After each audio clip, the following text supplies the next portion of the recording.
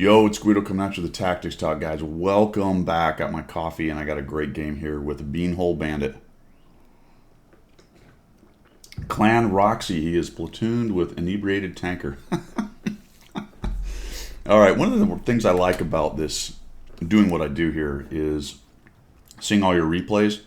I certainly have my way that I go about things, and when I look at replays and do analysis, I come at that with my angle. But what I've learned by taking in all these replays and doing these analysis over the years is how many different ways there are to play the game. And even if they're a similar spot or way to play the game, there's differences, right? So we have Beanhole Bandit in his even 90. He's going to absolutely leverage this thing's capabilities. And I've talked about this a lot with the British tiny tanks, the even 90 kind of being the prototype for that. And the gameplay that this thing allows you to use, the type of game you can play with these tiny things. Brakes, for everybody out there, be very careful about that. I think he was trying to stop in the bush, but he stuck his front out. Thank goodness there was nobody nearby. The two 6x6s are raging around in the middle. Is there another scout out there? I don't think so. I think it's just scout v scout, the two 6x6s, the LT-432 and the even 90 against each other there. But if somebody was close enough, I can't tell you how many times I've had my scout die trying to get to an aggressive bush because I put the brakes on too late and stuck my nose out. But he gets away with it right there, no problem. Now the 432 gets into the bull. I thought this was interesting. He may have to illuminate us down below on exactly what we were thinking there. Potentially that the 432 could kind of use that bull, move around because it's quite mobile, and spot guys over on the other side, maybe even further back. And then with the even 90 sitting right here, the snipers back here may have a heyday. But not much in the way of snipers, really. So he's going to have to be careful because there is E100 on the other side. It is a tier 10 game. He's bottom tier. So he's going to have to be very careful as the even 90. Or is he? Foreshadowing. Let's find out. The 432s kind of get beat up, and I'm assuming they have voice comms and they're kind of talking about it. The 2x6x6s are trying to work him over. One of them hairs off right at the point the other one pushes in. I think if they'd have both gone in there, Inebriated Tanker would have been in a lot more trouble. He eventually comes back. Somebody puts a good hit on the 6x6, and now he's down to one shot. T-44 kind of moves up. And here comes the other one. He strafes, goes on there in there looking at two-hit Inebriated Tanker. Of course, there's an artillery, and then the Leopard 1 shows up, and he's got big trouble. It was at this point that you see Bean move over to maybe help him. What I want you to note about that is this little tiny tank just crossed that open spot. There's almost no other tank in the game that can do that without being spotted by the stuff that's sitting back here. Now, they could be far enough back, but still, usually there's a medium or something a little bit further forward and you would get seen. But this is one of those tanks. He does not carry a camo net, but he does have binocs. And Inebriated Tanker is just trying to hold on. Just a minute here, he's going to try to make a run for it. The other one went up there, interestingly, got a shot on him, got spotted for it, and died, which is very nice. And then Inebriated Tanker is going to take his almost 300 hit points and run off. So not the greatest spot right there, not the greatest start. And when I saw the results on this, I went, man, I wonder how we get here. Well, that's the fun, folks. That is the fun, because it is not how you think. When he first went over here to this side, I said, well, okay, this is going to be a pretty standard spotting game, right? I saw the results. I saw it was proc. I saw the side he was going, and I immediately went, I kind of know how this is going to go. But I didn't.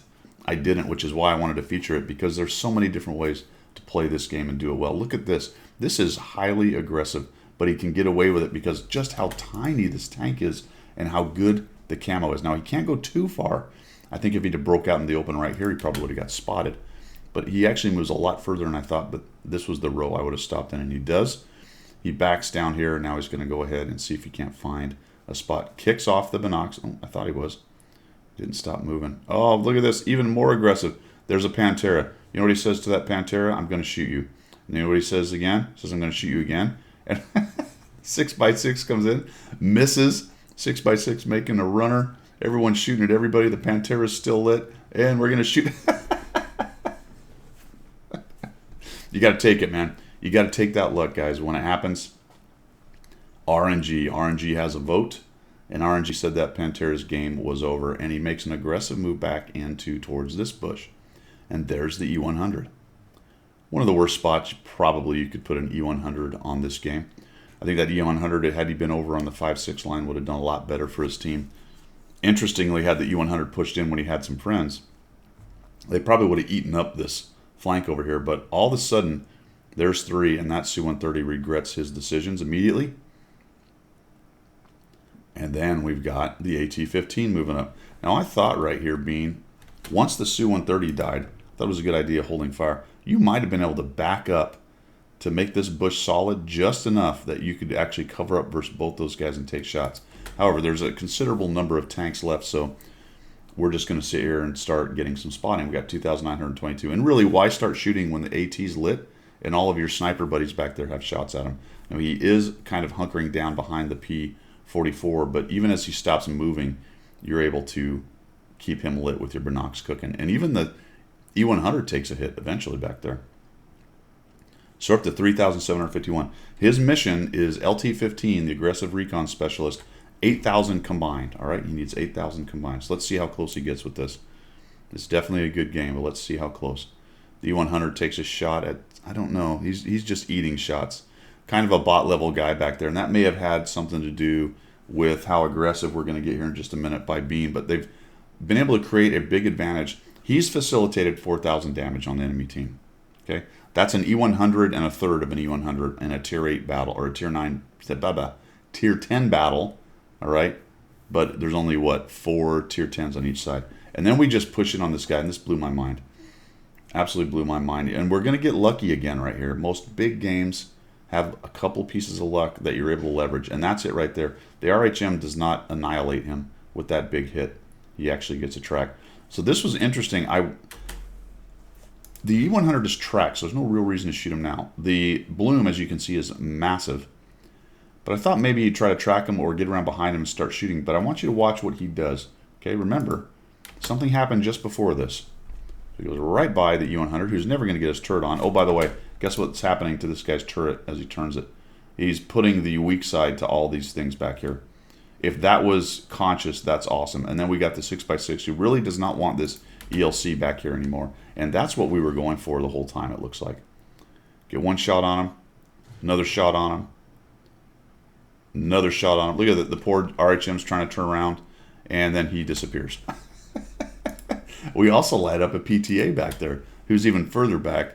Sadly for his own team, had he been a little further forward and given them a little bit earlier warning that the ELC-90 was sneaking in with his ninja antics, his team would have been a lot better off. And watch as Bean comes all the way around here and heads up to these upper bushes, which is really nice.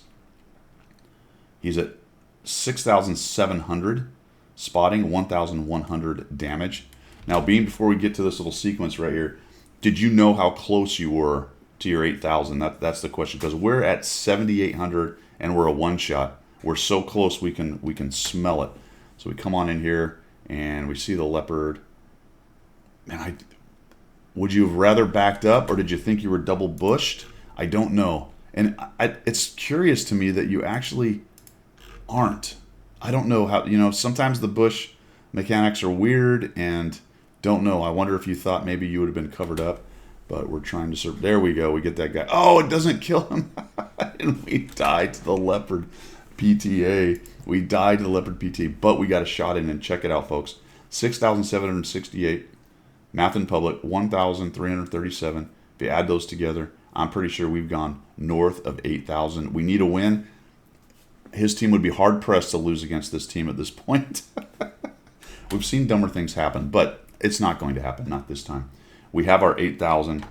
We have our assistance, 5 of 5, destroying enemy tanks, and we are about to win the battle. There goes the yard. Let's watch an angel get its wings. There we go. That was awesome, man. That was awesome. So there you go. It's probably not a way I would have necessarily fought this battle, but it's a good thing because I wouldn't have had 8,000 for my team like he did combined. Really interesting right there. And it really does illustrate what this kind of tank can do. Like, he didn't drop a lot of damage. He's got 1,300 damage. If you just purely looked at DPG, you'd go, whatever. But he facilitated the destruction of 8,000 hit points, right? That's 2 E-100s and a leopard that he facilitated the death of, basically, out there, just about. Plus the 1,300 he chipped in. Well, actually, that was 8,000. Math in public, right? Never do that. So it really is more of a, I'm going to call it kind of a subjective ability of the tank. It's not just pure dealing the damage itself, it's facilitating the damage across the entire team and just absolutely owning a flank. And by the way, where was his E100 tier 10, 430U tier 10? Udez, I think, was nearby. Yeah, he was over there getting shots on the ridge. But he did this, all of this damage over here, mostly with tier 8s backing him up. I don't even know if there was a tier 9 over here, to be quite honest. The Udez 16, I guess. Which is, yeah. So the Udez 16 was backing him up. And there may have been some shots coming across from the middle on a few of these guys once they own the 5-6 line. But as a general rule on this one, a bunch of tier 8s with a little ELC even 90 owned this entire flank over here, killing, what do we get? The Pantera, the AT-15, the E100, the RHM, the Leopard, and an Arty. Plus the 2 scouts that eventually died trying to counter him. Really nicely done, Bean. Appreciate that being sent in. That's all I've got for today. Thanks for your support of the channel, guys. If you're looking for more ways, you can find them down in the description. I do appreciate your support. See ya.